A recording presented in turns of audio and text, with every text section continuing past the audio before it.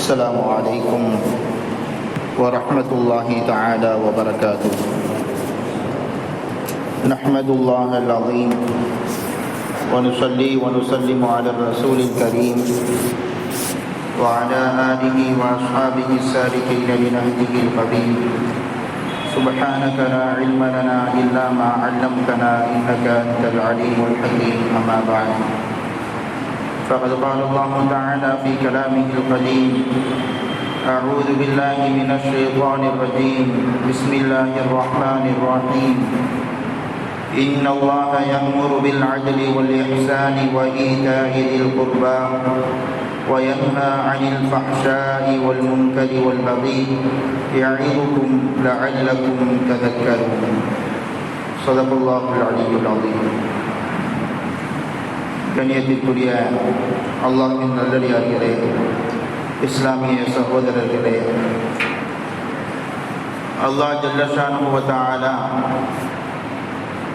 நம்மை மனிதர்களாக முஸ்லிம்களாக ஆக்கி வைத்து மிகப்பெரிய உபகாரத்தை நமக்கு புரிந்ததற்கு பின்னால் நமக்கு வழிகாட்டுவதற்கு மிக பெரும் அன்பளிப்பாகவும் பேருபகாரமாகவும் நபிகள் பெருமானார் முஹம்மது ரசூலுல்லாஹி ஸல்லல்லாஹு அலைஹி வஸல்லம் அவர்களை அனுப்பி வைத்து அவர்களுக்கு அல் குர்ஆன் என்று சொல்லக்கூடிய அருள்மறையை மிக பெரும் பரிசாக அல்லாஹ் கொடுத்திருக்கிறான்.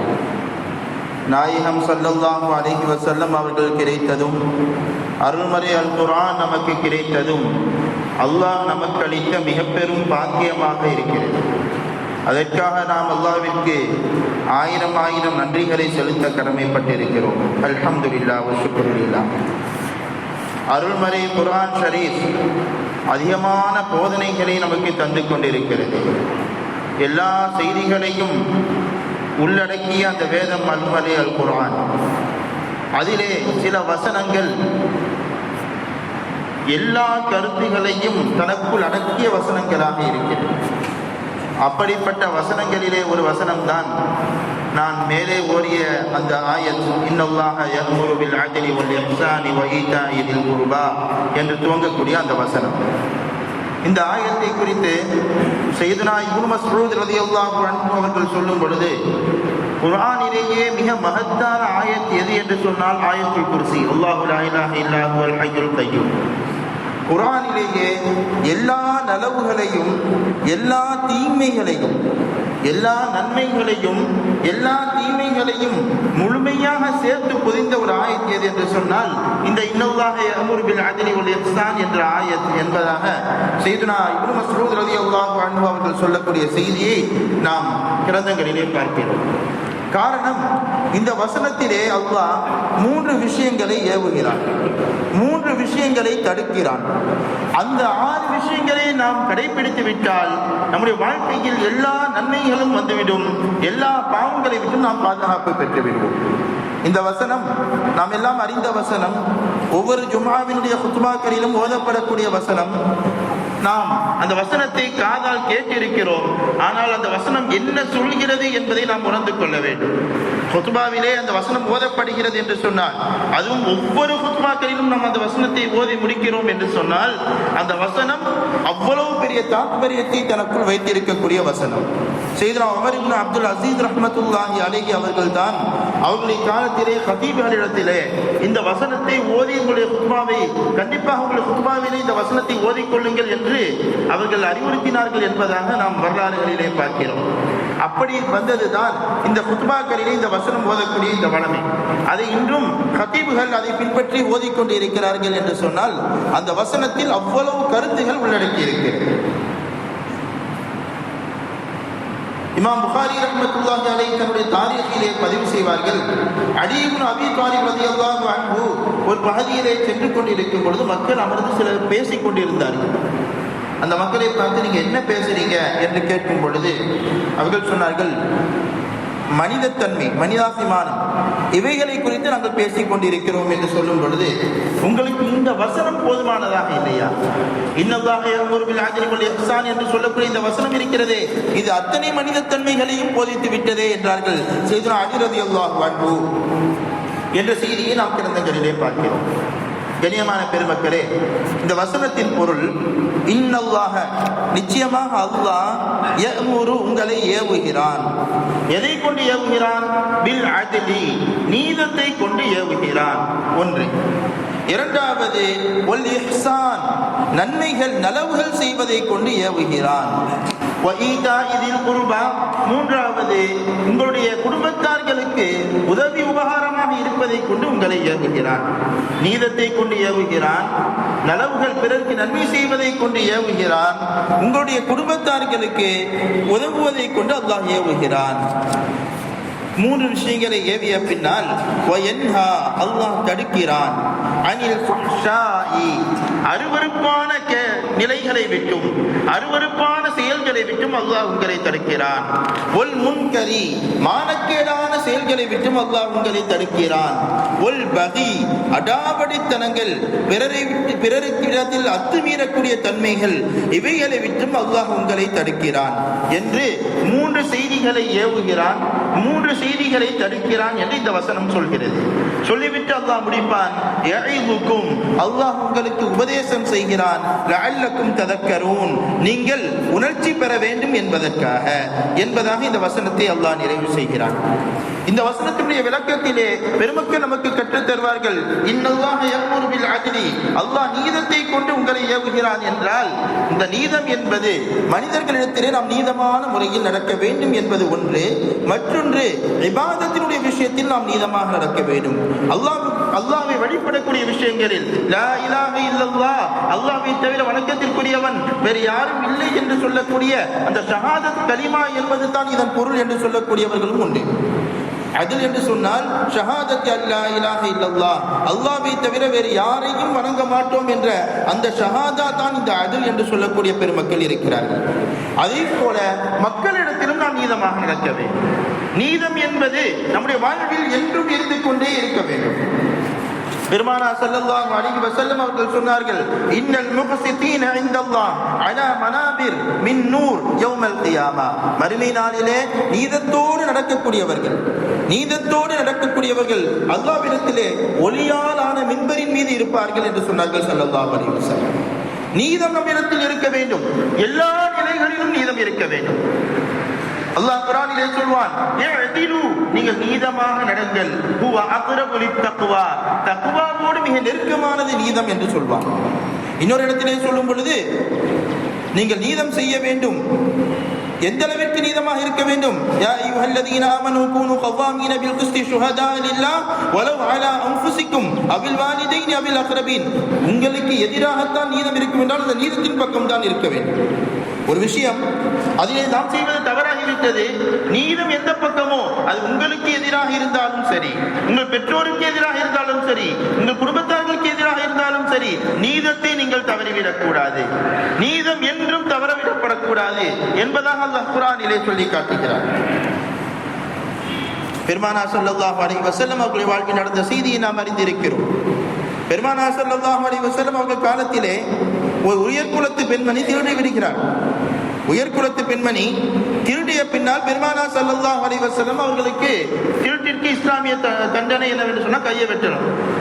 அந்த சட்டத்தை ரசூலுல்லாஹ் அறிவித்து விடவே சிலர் ரசூலுல்லாஹ்வுக்கு மிக விருப்பமான ஒரு சஹாபி உஸாமா ரலியல்லாஹு அன்ஹு அவர்களை அனுப்பி ரசூலுல்லாஹ்வை பரிந்துரை செய்ய சொல்றாங்க. அதாவது இந்த கையை வெட்டுறதுக்கு பதிலாக வேறு ஏதாவது அவர்களிடத்திலே வாங்கிக் கொள்ளலாம் என்பதை போல. ரசூலுல்லாஹி ஸல்லல்லாஹு அலைஹி வஸல்லம் அவர்கள் சொல்வார்கள், இல்லை, எனது மகள் ஃபாத்திமா திருடி இருந்தாலும் நான் கையை வெட்டுவேன் என்று சொன்னார். எனது மகள் ஃபாத்திமா திருடி இருந்தாலும் அவருடைய கரத்தையும் நான் துண்டிப்பேன்.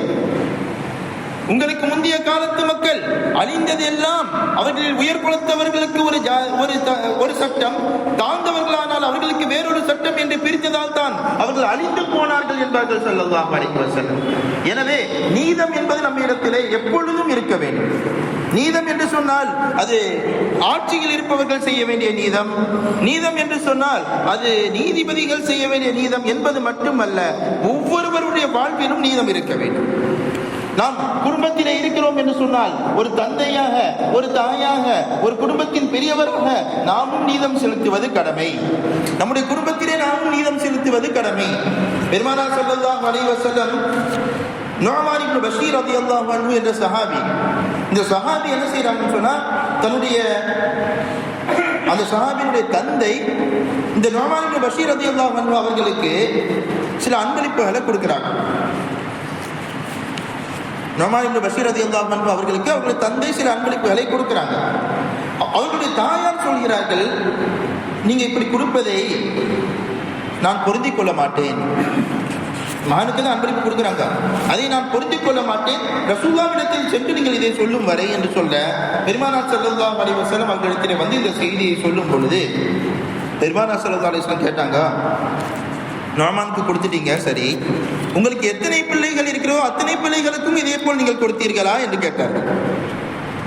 அவங்க இல்லைன்னு சொன்னோடனே ரசூலுல்லாஹ் சொன்னாங்க, இத்தகுல்லாஹ், அல்லாஹ்வை நீங்கள் பயந்து கொள்ளுங்கள், வஅதிலு ஃபீ அவுலாதிக்கும், உங்கள் பிள்ளைகளுடைய விஷயத்தில் நீங்கள் நீதமாக நடந்து கொள்ளுங்கள் என்று சொன்னார்கள். உங்கள் பிள்ளைகளுடைய விஷயத்தில் நீங்கள் நீதமாக நடந்து கொள்ளுங்கள். உங்களுக்கு எத்தனை பிள்ளைகள் இருக்கிறதோ அத்தனை பிள்ளைகளிடத்திலும் ஒரே போல அவர்களிடத்தில் சரி சமமாக நடப்பது என்பது நீதத்தை சார்ந்தது. பெற்றோர்களுக்கு இதெல்லாம் பொறுப்பு இருக்கிறது. குடும்பத்தின் தலைவராக இருந்தால் குடும்பத்தின் எல்லா உறுப்பினர்களிடத்திலும் நீதமான முறையில் நடப்பது அவர்களுடைய பொறுப்பாக இருக்கிறது. நீதம் என்பதை ஆட்சியாளர்களோடு மட்டும் நாம் மட்டிட்டு விடக்கூடாது என்பதற்காக நான் இந்த செய்தியை நினைவுபடுத்துவேன். எனவே நம்முடைய வாழ்வில் நீதம் என்பது இருக்க வேண்டும். ஒவ்வொரு விஷயத்திலும் நாம் நீதத்தோடு நடந்து கொள்ள வேண்டும். சபஅத்துன் யுதில்லுஹுமுல்லாஹு ஃபீ ظில்லிஹி, மறுமையிலே எந்த நிழலும் இல்லாத அந்த நேரத்திலே அல்லாஹ் 7 பேருக்கு நிழலடிப்பான் என்று சொன்னார்களே ஸல்லல்லாஹு அலைஹி வஸல்லம். அதிலே முதலாவது அவர்கள் சொன்ன வார்த்தை இமாமுன் ஆதில், நீதமான தலைவர் என்று சொன்னார்கள். தலைவர்கள் நீதத்தோடு நடக்க வேண்டும். தலைவர்கள் என்று சொன்னால் ஒரு பொறுப்பில் இருக்கக்கூடியவர்கள், அது எந்த பொறுப்பில் இருந்தாலும் சரி, குடும்பத்தின் பொறுப்பாக இருக்கலாம், ஊரினுடைய பொறுப்பாக இருக்கலாம், நாட்டினுடைய பொறுப்பாக இருக்கலாம், மஹல்லாவினுடைய பொறுப்பாக இருக்கலாம். அந்தந்த பொறுப்பில் இருப்பவர்கள் அவர்கள் நீதமான முறையிலே தன்னுடைய பொறுப்பை கவனிப்பது அவர்களுடைய கடமையாக இருக்கிறது. அவர்களுடைய கடமையாக இருக்கிறது. இதை ஒவ்வொருவரும் செய்து ஆக வேண்டும். செய்யவில்லை என்று சொன்னால் பெருமானார் ஸல்லல்லாஹு அலைஹி வஸல்லம் சொல்வார்களே, குல்லுக்கும் ராயின் வ குல்லுக்கும் மஸ்ஊலுன் அன் ரஇயத்திஹி, செய்யவில்லை என்றால் அவர்கள் விசாரிக்கப்படுவார்கள். ஒவ்வொருவரும் பொறுப்புதாரிகள்.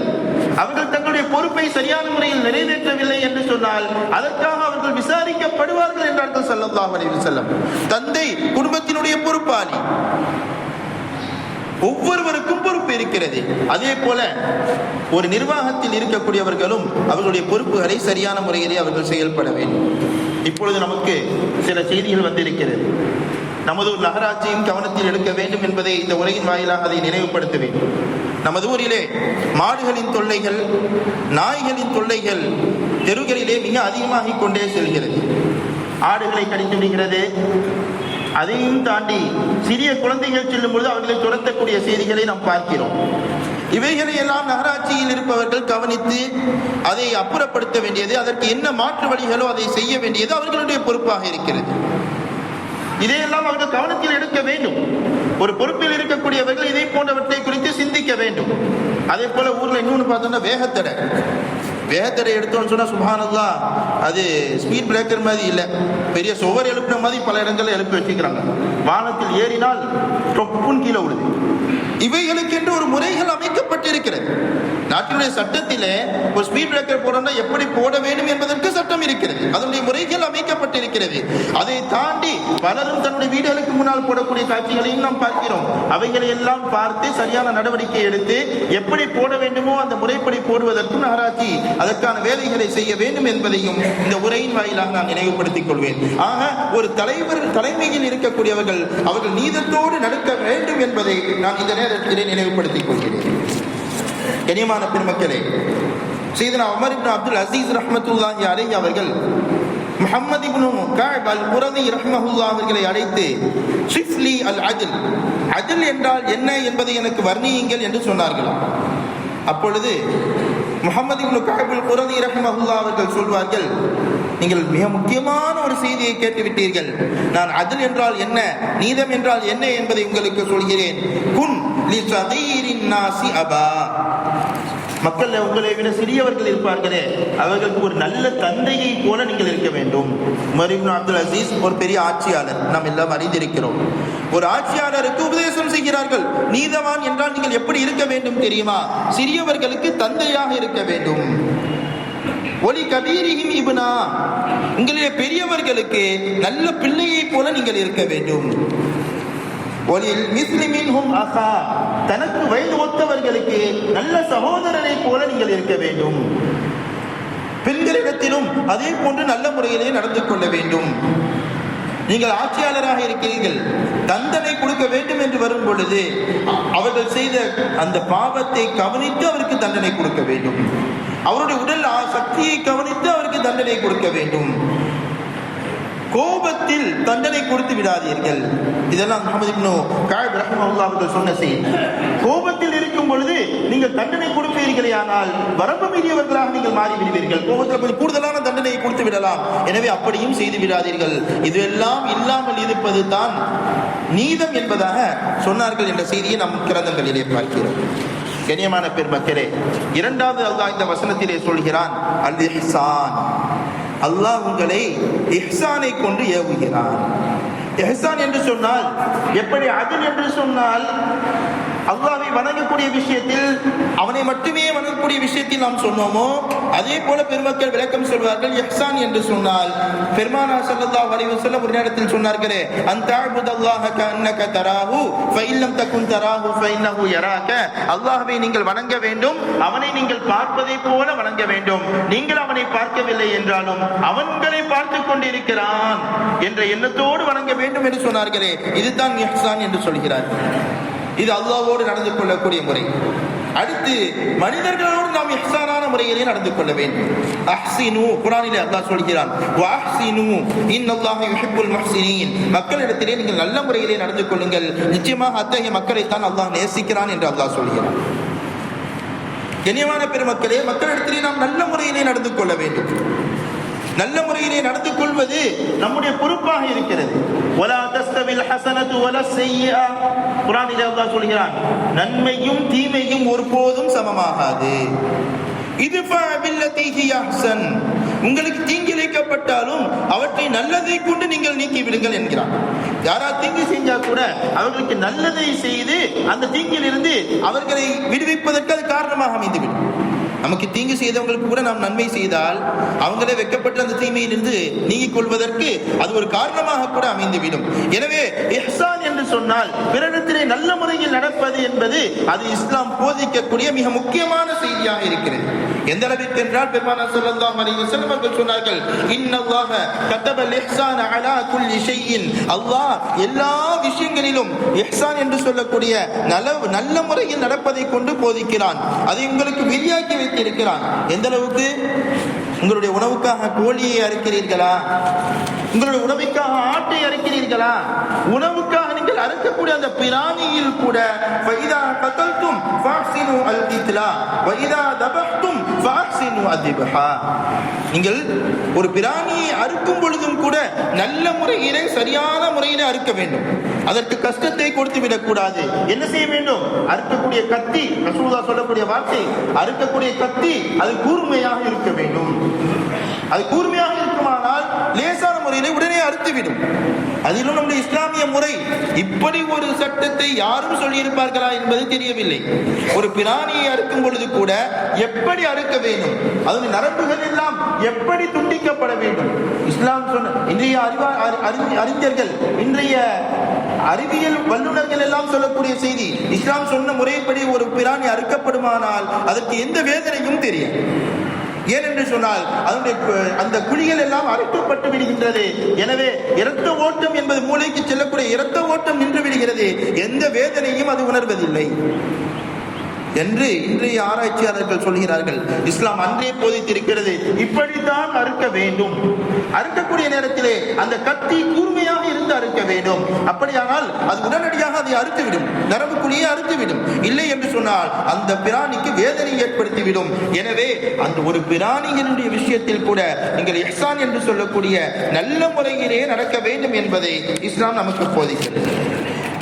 பெருமானார் ஸல்லல்லாஹு அலைஹி வஸல்லம் அவர்கள் சொன்ன செய்தி நாம் எல்லாம் அறிந்திருக்கிறோம். ஒரு பெண்மணி, அந்த பெண்மணியிடத்திலே ஒரு பூனை இருந்தது. அந்த பூனைக்கு உணவளிக்கவில்லை. ஒரு பெண்மணியிடத்திலே ஒரு பூனை இருக்கிறது. அந்த பூனைக்கு அவர் உணவளிக்கவில்லை. சரி, அவர் தான் பூனை உணவளிக்கவில்லை, அதை வெளியே திறந்து விட்டால் அது சென்று எங்கேயாவது சாப்பிட்டுக் கொள்ளும். அப்படியும் இல்லாமல் அதை கட்டி போட்டு வைத்திருந்தால், எனவே அது சாப்பிடவும் வழி இல்லாமல் அதற்கு அவளும் உணவளிக்காமல் வைத்ததன் காரணத்தினால் அந்த பெண் நரகம் நுழைவாள் என்றார்கள் ஸல்லல்லாஹு அலைஹி வஸல்லம். இதுதான் இஸ்லாம் போதிக்கக்கூடிய போதனை. இஸ்லாம் எந்த சூழ்நிலைகளிலும் இஸ்லாம் இதற்கு மாற்றமான பிறரை கஷ்டப்படுத்தக்கூடிய செய்திகளை சொல்லவே செய்யாது.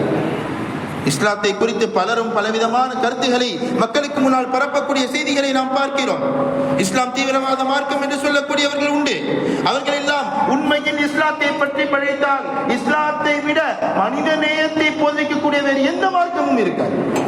அத்தனை மனித நேயத்தை போதித்த மார்க்கம் இஸ்லாம். மனிதர்களிடம் மட்டுமல்ல, மிருகங்களிடத்திலே, பிராணிகளிடத்திலே எப்படி நடக்க வேண்டும் என்பதை போதித்த மார்க்கம் இஸ்லாம். மூன்றாவதாக அல்லாஹ் இந்த வசனத்திலே சொல்கிறான், வஈதா இதில் குர்பா, உங்களுடைய குடும்பத்தார்களோடு நீங்கள் நல்ல முறையில் நடக்க வேண்டும், அவர்களுக்கு உபகாரமாக நீங்கள் இருக்க வேண்டும்.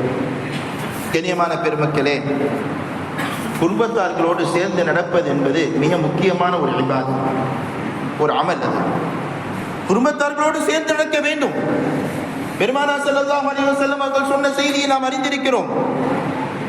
குடும்பத்திற்கு அரபியிலே சொல்லக்கூடிய வார்த்தை ரஹீம். ரஹீம் என்ற வார்த்தை ரஹ்மான் என்ற வார்த்தையிலிருந்து வந்தது என்பார்கள் ஸல்லல்லாஹு அலைஹி வஸல்லம். எனவே அல்லாஹ் படைப்புகளை எல்லாம் படைத்த போது குடும்பம் அல்லாஹ்விடத்திலே கேட்டதாம், எனக்கு என்ன தருவாய் என்று கேட்கும்போது அல்லாஹ் சொல்வான், உன்னை சேர்ந்து வாழ்பவரோடு நான் சேர்ந்து கொள்வேன், உன்னை வெற்றியவர்களை விட்டு நான் துண்டித்து விடுவேன் என்று அல்லாஹ் சொன்னதாக நாம் ஹதீஸ்களிலே பார்க்க முடிகிறது. என்றால் அல்லாஹ் சேர்ந்து கொள்வான் என்றால் தன் ரஹ்மத்தை எடுக்குவான் என்ற அர்த்தம். தன் ரஹ்மத்தில் அவர்களை இணைத்துக் கொள்வான் என்ற அர்த்தம். அல்லாஹ் துண்டித்து விடுவான் என்றால் தன் ரஹ்மத்தை விட்டும் துண்டித்து விடுவான் என்ற அர்த்தம். எனவே குடும்பத்தோடு சேர்ந்து வாழ்வது என்பது மிக முக்கியமான ஒன்று. பெருமானார் ஸல்லல்லாஹு அலைஹி வஸல்லம் அவர்கள் சொல்வார்கள், யாருக்கு தன்னுடைய உணவிலே விஸ்தீர்ணம் வேண்டும் என்று நினைப்பார்களோ, மன் ஸர்ரஹு அய்யுப்ஸத லஹு ஃபீ ரிஸ்கிஹி, தன்னுடைய உணவிலே விஸ்தீர்ணம் வேண்டும், எல்லோரும் ஆசைப்படுகிறோம்.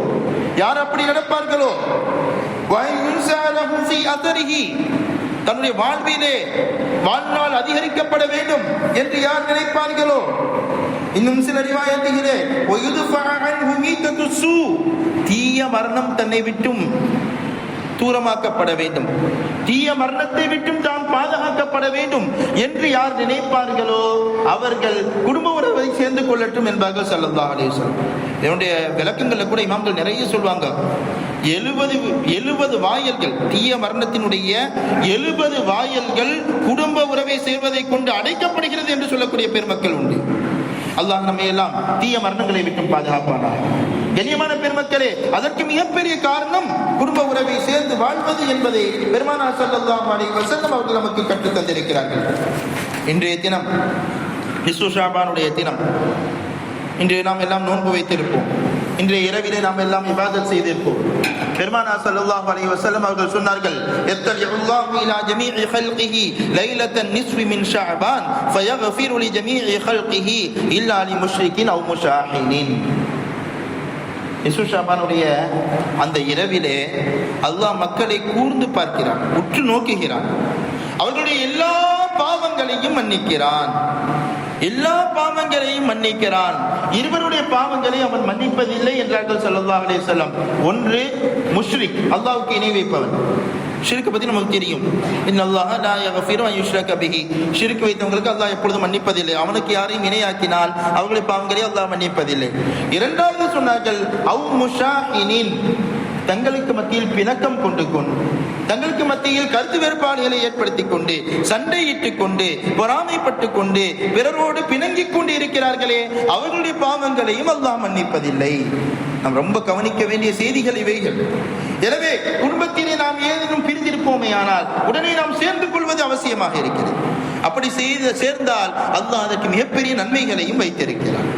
பெருமானார் ஸல்லல்லாஹு அலைஹி வஸல்லம் அவர்கள் சொன்னார்கள், மக்களுடைய அமல்கள் எல்லாம் ஒவ்வொரு வியாழனுடைய பின்னேரம் வெள்ளி இரவிலே அல்லாஹ்விற்கு எடுத்து காட்டப்படுகிறது. அதிலே ஃபலா யுக்பலு அமலு ஃபாத்திஇ ரஹீமின், குடும்ப உறவை யார் துண்டித்து வாழ்கிறார்களோ அவர்களுடைய அமலை அல்லாஹ் ஏற்றுக்கொள்வதில்லை என்றார்கள் ஸல்லல்லாஹு அலைஹி வஸல்லம். எனவே குடும்பத்தார்களோடு நாம் சேர்ந்து வாழ்வது என்பதும் மிக முக்கியமான ஒன்றாக இருக்கிறது. இந்த வசனத்திலே அல்லாஹ் ஏவிய 3 விஷயங்கள், ஒன்று நீதம், மற்றொன்று பிறருக்கு உபகாரமாக நலவை நாடக்கூடியவனாக இருப்பது, மற்றொன்று குடும்ப உறவை சேர்ந்து வாழ்வது.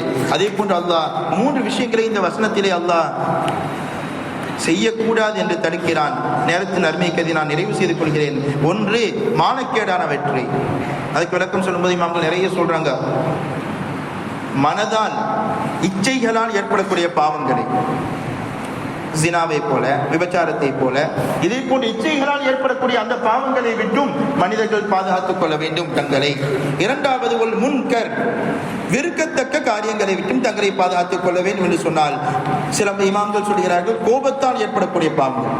கோபத்தில் நிறைய பாவங்கள் நிகழ்ந்து, கோபம் வரக்கூடிய நேரத்தில், கோபம் என்பது ஷைத்தான் இடத்திலிருந்து உள்ளது, கோபத்தினால் பல பாவங்கள் நிகழ்ந்துவிடும். எனவே அத்தகைய பாவங்களை விட்டும் நாம் நம்மை பாதுகாத்துக் கொள்ள வேண்டும். மூன்றாவது அல்லாஹ் சொல்கிறான் ஒல் பகி, அடாவடித்தனங்கள், அத்துமீறுவது. அத்துமீறுவதுன்னு சொன்னா பிறரிடத்திலே தவறான முறையிலே நடந்து கொள்வது, பிறருடைய பொருள்களிலே அபகரிப்பது, பிறருடைய மானத்தை பங்கப்படுத்துவது, பிறருக்கு கஷ்டங்களை கொடுப்பது, இது எல்லாம் இந்த பகி என்ற வார்த்தைக்குள் வந்துவிடும். அல்லாஹ் குர்ஆனிலே சொல்கிறான், யா அய்யுஹன் நாஸ் இன்னமா பகியுக்கும் அலா அன்ஃபுசிக்கும், பிறரிடத்தில் நீங்கள் அத்துமீறி நடப்பீர்களேயானால் அது மற்றவர்களுக்கு கேடு என்பது அல்ல. மற்றவர்களுக்கு நாம் மனிதர்கள் நினைத்துக் கொள்ளலாம், அவரிடத்திலே நான் என்னுடைய செல்வாக்கை காட்டி அவரிடத்திலே அடாவடித்தனமாக நான் நடந்து கொண்டேன் என்று நினைத்துக் கொள்ளலாம். ஆனால் அதனுடைய பாதகம் அவர்களுக்கு அல்ல, உங்களுக்கு என்கிறான் அல்லாஹ் ஜல்ல ஷானஹு தஆலா.